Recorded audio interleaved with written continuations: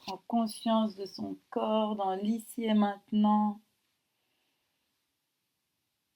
du bout des doigts à la pointe des pieds jusqu'en haut du crâne. On sent cette énergie de vie qui nous habite, tous ces liens, ces milliards de liens dans notre corps qui s'expand jusque vers notre âme, qui englobe tout notre être et qui nous permet d'être en vie. Et on inspire et on expire.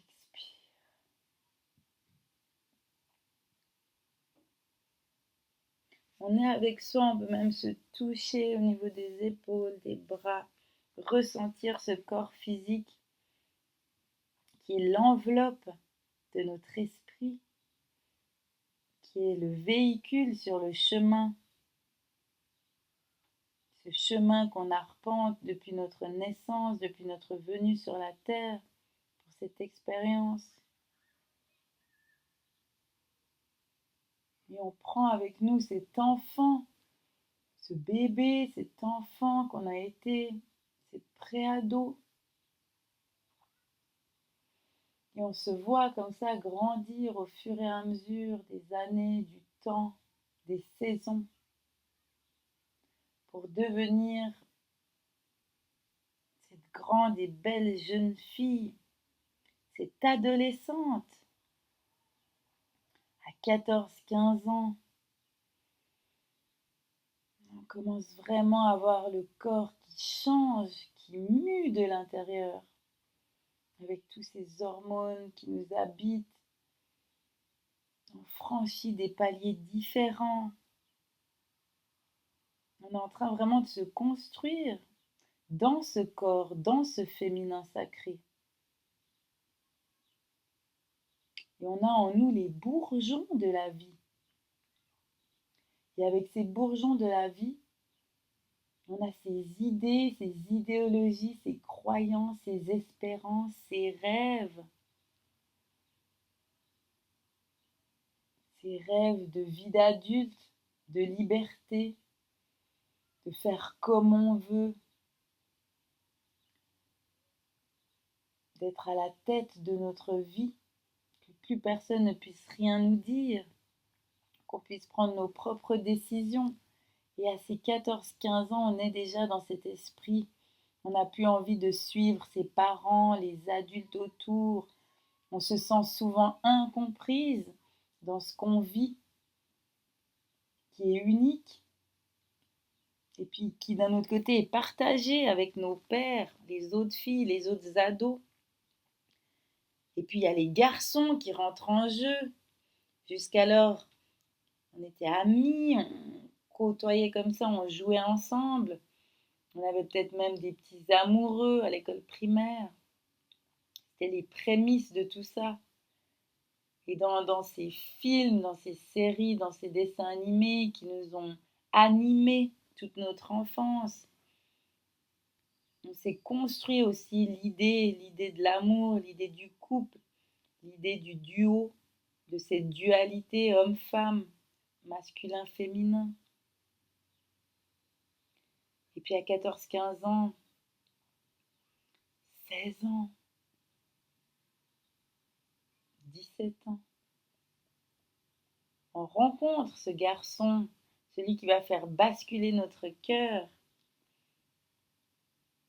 qui est peut-être pas du tout à l'image des princes charmants qu'on a côtoyés toute notre enfance, mais qui vient faire chavirer notre cœur, tanguer le bateau.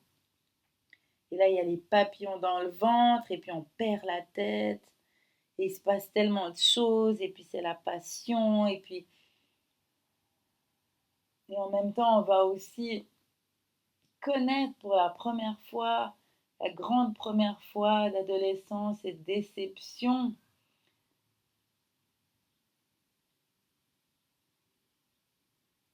Cette histoire d'amour, ce chagrin d'amour. Et puis il y a tout qui s'envole, il y a tout qui éclate au grand jour. Et en même temps qu'on change et qu'on devient cette future femme,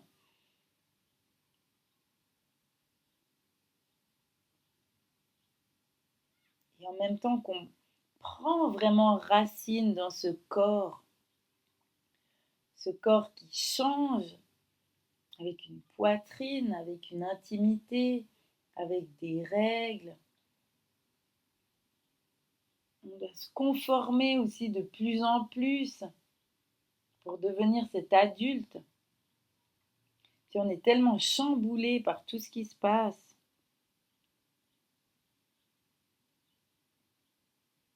Là, j'ai l'impression qu'on est sur une barque comme ça, mais on arrive à peine à s'asseoir dessus, hein. C'est un petit carré comme ça en bois. Et puis on est baladé entre les vagues là de la grande mer.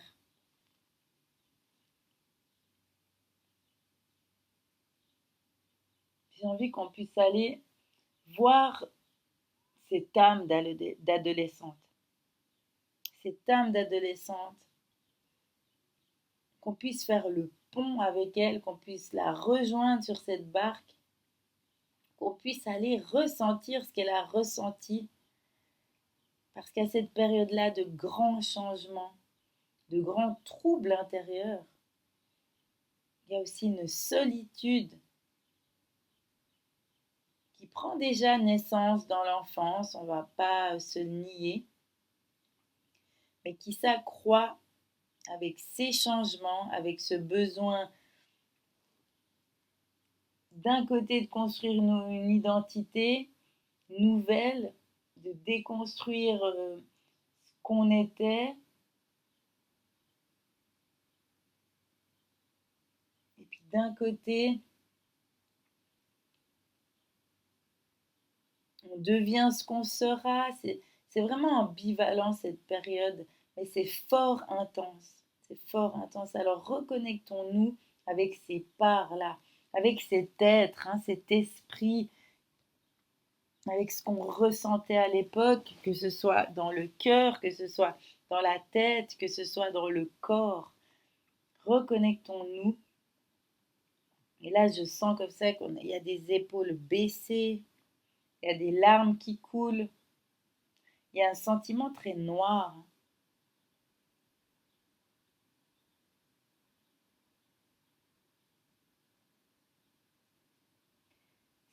Cet ado, cette princesse-là, qu'est-ce qu'elle vient nous dire? 14, 15, 16, 17 ans. Ces années, mais tellement importantes, qu'on comptait, mais qu'on tellement compté. Puis on se souvient de choses très précises, même des 20, des 30 ans plus tard. Comme si c'était hier. Est-ce qu'on peut aller maintenant, en tant qu'adulte, réconforter cet ado? Prendre soin de cette part noire. Ralentir le tumulte des vagues pour que cette barque, elle puisse calmer son rythme, qu'on puisse la rejoindre, qu'on puisse discuter, communiquer, qu'on puisse la rassurer sur le fait que malgré cette période extrêmement difficile, malgré les désillusions, les chagrins d'amour, malgré le sentiment intense de solitude, voire même des idées noires, malgré cette période, malgré cet âge-là, on s'en est sorti. On est devenu cet adulte, on est devenu cette femme. On a grandi. On a honoré ce corps, ce féminin, ce sacré en nous. Et aujourd'hui encore, on vient pour prendre du soin. On vient pour redonner du soin à cet ado qui en a cruellement manqué. On vient la rassurer sur le fait que cette période, elle passe, que c'est terminé. Et on peut même la prendre dans les bras. Ouais, on peut la prendre dans les bras. On peut lui dire qu'on l'aime. On peut la regarder droit dans les yeux et lui redonner espoir, confiance, détermination.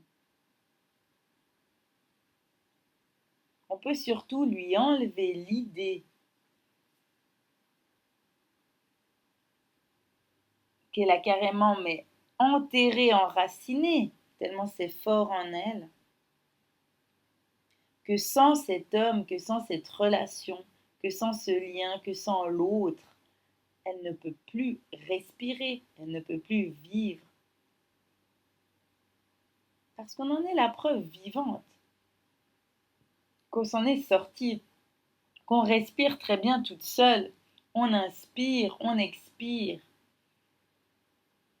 que malgré les déconvenues, malgré les grandes souffrances et malgré le vécu amoureux, qui certes a été très difficile,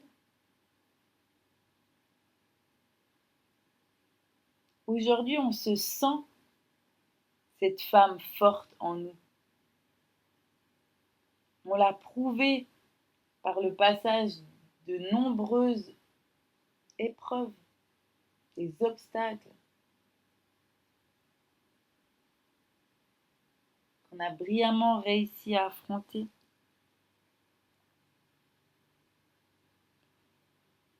Et qu'il est temps maintenant de lâcher la bride, que toute cette colère, que toute cette amertume, que cette impression que ces années-là, 14, 15, 16, 17, peut même monter plus haut, 18, 19,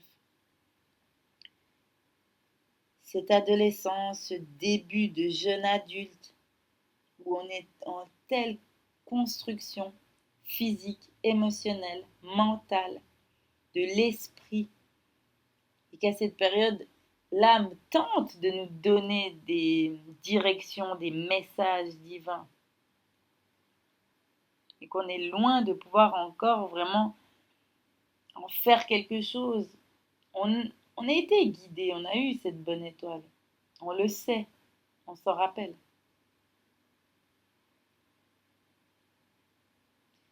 Mais les difficultés de cette période-là ont entaché beaucoup de choses, et aujourd'hui, ça nous incombe de mettre du soin, de la présence, de l'attention et de l'amour à tout ça. Parce que plus on le combattra, plus on voudra s'en débarrasser, plus on voudra oublier, plus on nourrit cette énergie-là. Alors que l'idée, c'est qu'on ouvre grand la porte, qu'on ouvre grand les bras à cette adolescente blessée, meurtrie, qu'on lui laisse même la possibilité de hurler, de crier, de balancer des bouquins à travers la pièce. Elle a besoin qu'on entende son ressenti. Elle a besoin qu'on comprenne sa souffrance. Elle a besoin qu'on soit présent, qu'importe les décisions qu'elle a prises à ces moments-là. Sans jugement, sans reproche, sans critique. Juste l'accueil bienveillant de ce qu'elle a vécu. Et qu'on puisse en ressortir aussi tous les beaux moments, tous les merveilleux instants de cette période dorée d'insouciance où on pense jamais au lendemain, où on partage des choses incroyables avec les autres jeunes de notre âge, ou même dans ces grandes histoires d'amour passionnelles qui finissent pas comme on l'avait envisagé dans notre histoire de princesse. Il s'est passé des super moments qu'on n'oubliera jamais.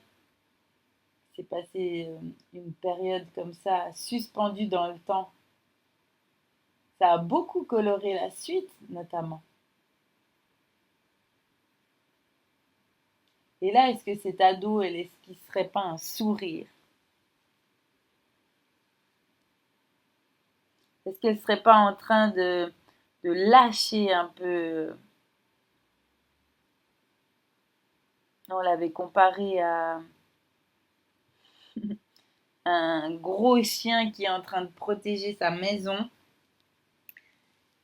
Est-ce que les aboiements cesseraient? Est-ce qu'une douceur arriverait? Est-ce qu'elle ne pourrait pas se détendre et comprendre et voir et visualiser tout le chemin parcouru? Parce que elle, de sa position d'ado, elle a à minima un recul sur son enfance. Et à l'adolescence, ça explose. Les injustices, peut-être les non-présences, tout ce qu'on a pu vivre et ressentir dans l'enfance sans le comprendre. Puis à l'adolescence, il y a un peu une révolte. Et en même temps, il y a tellement de changements qui se créent. Et puis si on lui laissait maintenant visualiser un peu le film de la suite, de ces grandes victoires qu'on a gagnées, de ces grandes guérisons dont on s'est remise, et que finalement la plus belle des relations, c'était de nous à nous. Il n'y a pas de prince charmant, c'est nous la princesse charmante, la reine du bal.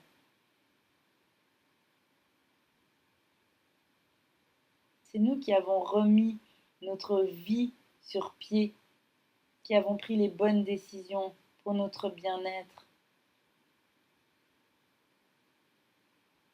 Mettons à l'honneur ce féminin sacré. Mettons à l'honneur notre part originelle, notre nature profonde. Mettons-nous simplement à l'honneur. Prenons notre ado dans les mains. Prenons notre ado dans les bras. Prenons notre ado dans notre cœur pour continuer le chemin ensemble. Elle n'a plus besoin de nous protéger comme un pitbull devant la maison. Elle n'a plus besoin d'être dans une extrême souffrance qui frôle l'envie de mourir. Pour qu'on reconnaisse sa peine. Elle n'a plus besoin de bouder pour faire entendre sa voix. Et puis elle n'a plus besoin non plus de protéger l'enfant qu'elle a été.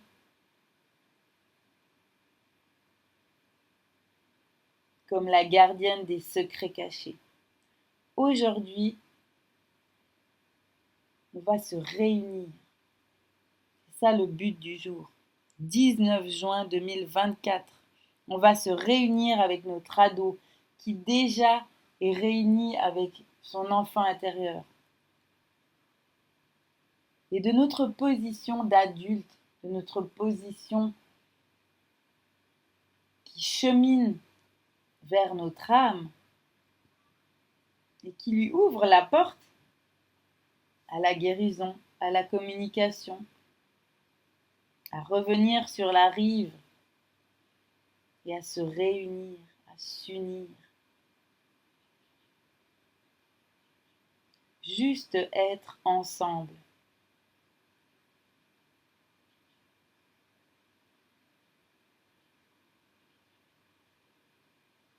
Réunir toutes les parts de nous en une seule. Ne faire plus qu'une. Être nous-mêmes. S'accepter entièrement. Se donner la main. danser et chanter ensemble.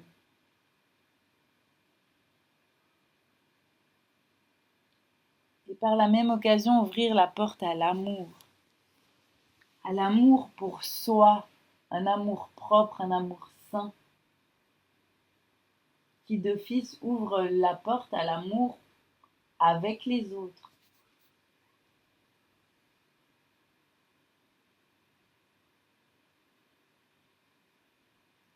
Sentons cette réunion. Sentons cet amour qui coule dans tous les liens de notre cœur, de notre corps, de notre esprit, de notre mental, jusque vers notre âme.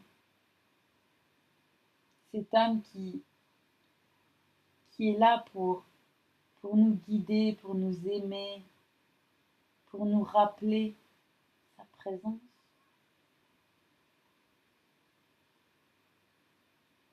Et aujourd'hui, on peut faire le chemin vers la paix intérieure. Que notre esprit puisse être apaisé.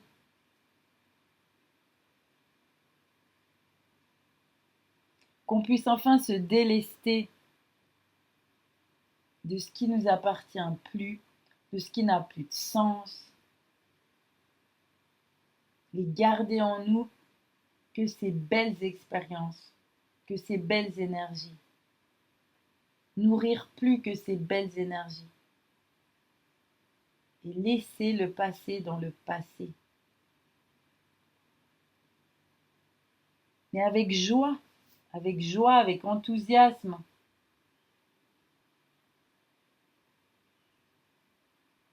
Parce que la nostalgie qu'on ressent depuis un certain temps, elle prend naissance dans la déception. Et cette déception, elle prend naissance dans les fausses croyances, dans les illusions.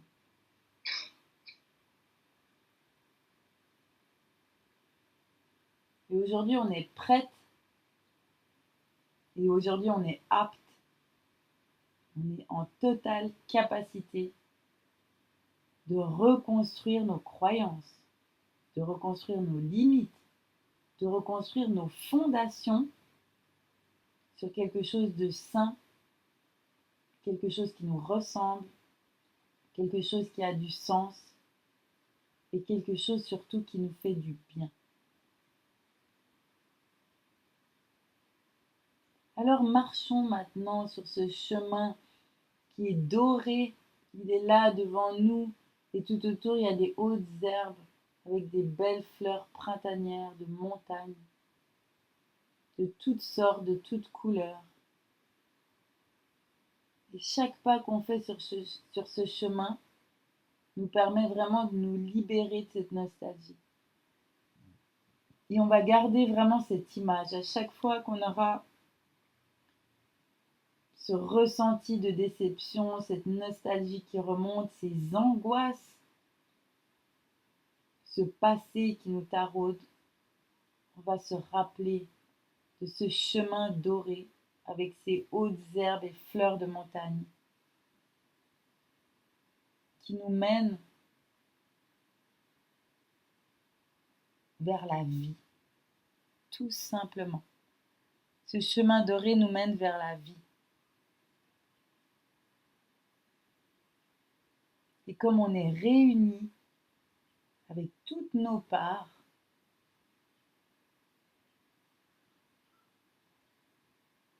on va forcément pouvoir marcher plus légèrement, en nourrissant que les liens de belles énergies.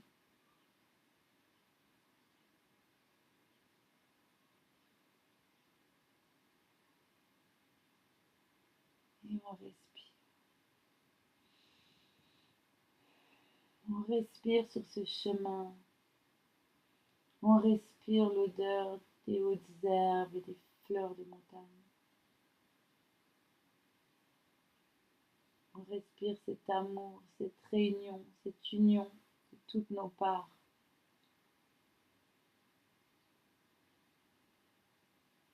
Et on prend encore une fois cet ado dans les bras et on lui dit merci. Gratitude infinie d'avoir mis en lumière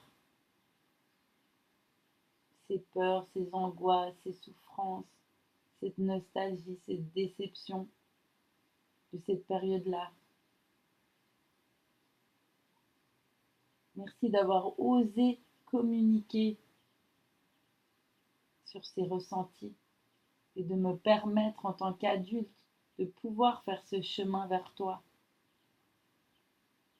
Merci mon ado. Merci cette fille, 14 ans, 15 ans, 16 ans, 17 ans, 18 ans, 19 ans. Merci cette fille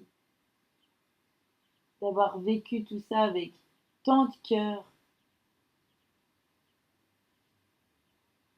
avec tant de vie en même temps.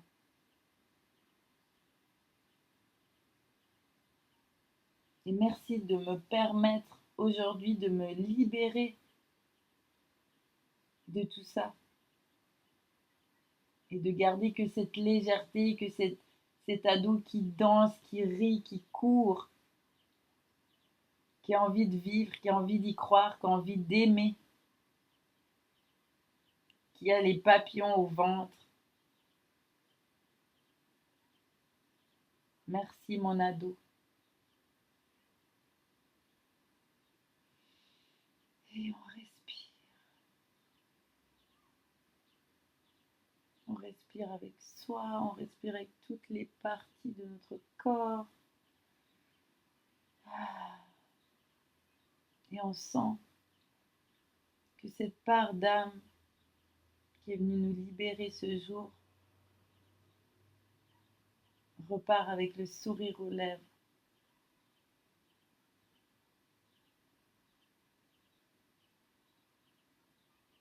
Et on prend encore puissance dans ce chemin doré. Et on prend puissance dans la force de la nature. Et dans ces bourgeons, dans ces fleurs, dans cette vie qui nous anime et qui nous permet d'aller toujours vers l'avant.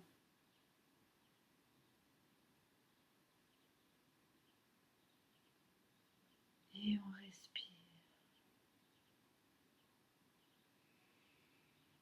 On inspire. On expire.